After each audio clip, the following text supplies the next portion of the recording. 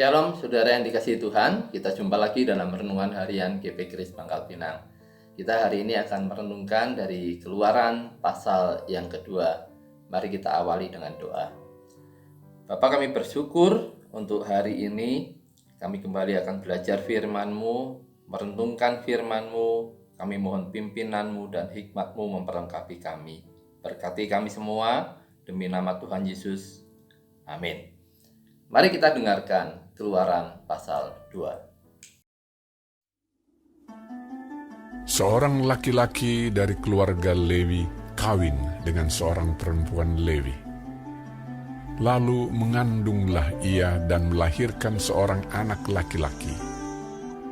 Ketika dilihatnya bahwa anak itu cantik, disembunyikannya 3 bulan lamanya. Tetapi ia tidak dapat menyembunyikannya lebih lama lagi. Sebab itu diambilnya sebuah peti pandan, dipakalnya dengan gala-gala dan ter, diletakkannya bayi itu di dalamnya, dan ditaruhnya peti itu di tengah-tengah teberau di tepi sungai Nil. Kakaknya perempuan berdiri di tempat yang agak jauh untuk melihat apakah yang akan terjadi dengan dia. Maka datanglah putri Firaun untuk mandi di sungai Nil, sedang dayang-dayangnya berjalan-jalan di tepi sungai Nil. Lalu terlihatlah olehnya peti yang di tengah-tengah teberau itu. Maka disuruhnya hambanya perempuan untuk mengambilnya. Ketika dibukanya, dilihatnya bayi itu, dan tampaklah anak itu menangis, sehingga belas kasihanlah ia kepadanya dan berkata, "Tentulah ini bayi orang Ibrani." Lalu bertanyalah kakak anak itu kepada putri Firaun, "Akan kupanggilkah bagi Tuan Putri seorang inang penyusu dari perempuan Ibrani untuk menyusukan bayi itu bagi Tuan Putri?" Sahut putri Firaun kepadanya, "Baiklah." Lalu pergilah gadis itu memanggil ibu bayi itu. Maka berkatalah putri Firaun kepada ibu itu, "Bawalah bayi ini, dan susukanlah dia bagiku, maka aku akan memberi upah kepadamu." Kemudian perempuan itu mengambil bayi itu dan menyusuinya. Ketika anak itu telah besar, dibawanyalah kepada putri Firaun yang mengangkatnya menjadi anaknya dan menamainya Musa, sebab katanya, "Karena aku telah menariknya dari air."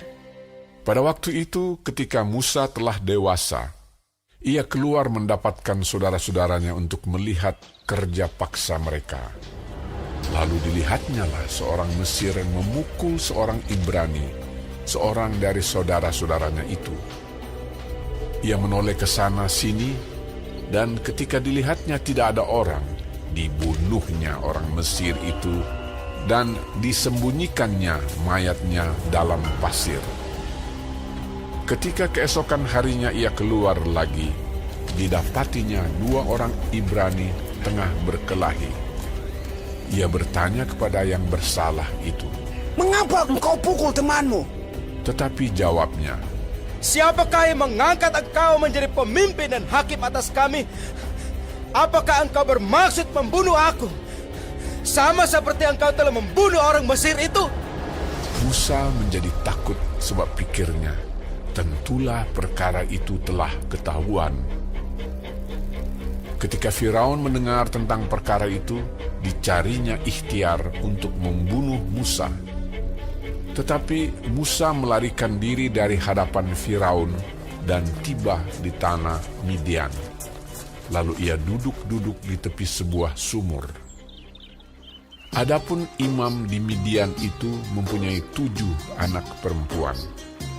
Mereka datang menimba air dan mengisi palungan-palungan untuk memberi minum kambing domba ayahnya. Maka datanglah gembala-gembala yang mengusir mereka. Lalu Musa bangkit menolong mereka dan memberi minum kambing domba mereka. Ketika mereka sampai kepada Rehuel, ayah mereka, berkatalah ia, Mengapa selekas itu kamu pulang hari ini? Jawab mereka, Seorang Mesir menolong kami terhadap gembala-gembala. Bahkan ia menimba air banyak-banyak untuk kami dan memberi minum kambing domba. ia berkata kepada anak-anaknya, Di manakah ia? Mengapakah kamu tinggalkan orang itu? Panggillah dia makan. Musa bersedia tinggal di rumah itu, lalu diberikan Rehwelah Zipora, anaknya, kepada Musa. Perempuan itu melahirkan seorang anak laki-laki, maka Musa menamainya Gersom, sebab katanya, Aku telah menjadi seorang pendatang di negeri asing. lama sesudah itu matilah Raja Mesir. Tetapi orang Israel masih mengeluh karena perbudakan. Dan mereka berseru-seru sehingga teriak mereka minta tolong karena perbudakan itu sampai kepada Allah. Allah mendengar mereka mengerang, lalu ia mengingat kepada perjanjiannya dengan Abraham, Ishak, dan Yakub. Maka Allah melihat orang Israel itu dan Allah memperhatikan mereka. Saudara yang dikasihi Tuhan, orang tua Musa, Amran dan Yokebed hidup di masa yang sukar di Mesir. Saat itu Harun dan Miriam sudah ada dalam keluarga itu ketika Amram dan Yokebed melahirkan Musa. Tidak mudah untuk menghidupi seorang anak lagi pada masa itu, tetapi Tuhan memungkinkan mereka, seperti juga yang masih dilakukannya untuk para orang tua saat ini yang hidup dalam kondisi yang sulit. Berdasarkan hukum penguasa Mesir saat itu, bayi laki-laki Israel yang baru dilahirkan harus dibunuh. Tetapi Musa berhasil diselamatkan. Musa ditempatkan di sebuah keranjang yang terbuat dari dedaunan, kemungkinan dari daun papirus yang kuat terhadap air, dan dihanyutkan ke sungai Nil yang besar dan dalam. Tentu secara manusia, mungkin bayi ini tidak akan ada harapan lagi untuk bertahan hidup. Tetapi tak disangka, tak dinyana, putri Firaun menemukan bayi Musa ini. Dia tahu bahwa bayi ini adalah bayi Ibrani.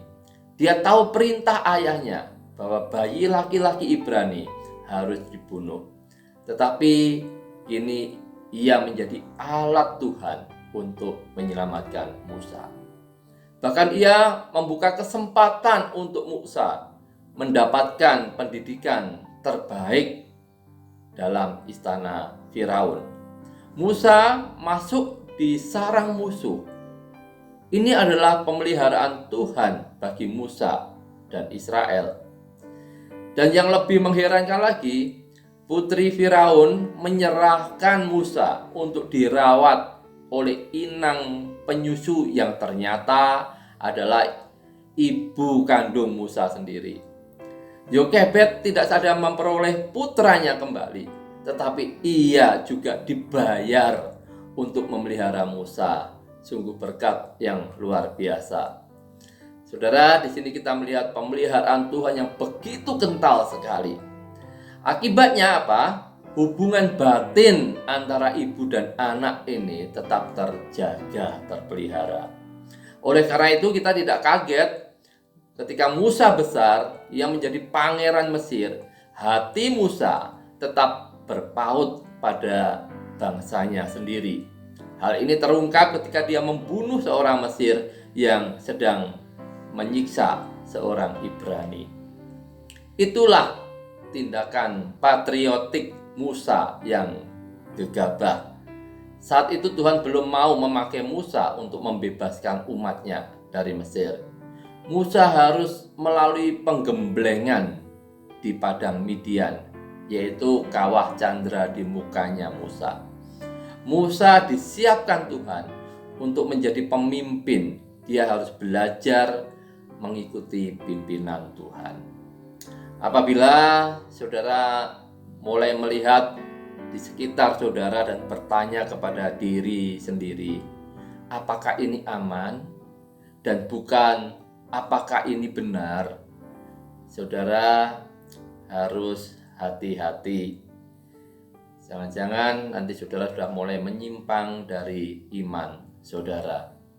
Terkadang Tuhan harus mengasingkan kita dari orang lain untuk mengajarkan apa yang perlu kita ketahui dan untuk membantu kita melupakan cara-cara yang dilakukan dunia. Perbuatan Musa yang tanpa pikir panjang mengirimnya jauh ke dalam padang gurun selama 40 tahun. Tuhan menyiapkan hamba-hambanya melalui banyak cara dan tahapan. Anugerah Tuhan tidak saja menyelamatkan dan memelihara, tetapi juga membentuk karakter agar kita layak dipakainya. Pembentukan Tuhan itu terjadi melalui proses belajar, menanti, menaati, dan lain sebagainya. Yang penting bagaimanapun Tuhan memproses kita, kita harus siap menerima dan responsif terhadap semua cara pembentukannya. Amin. Tuhan Yesus memberkati.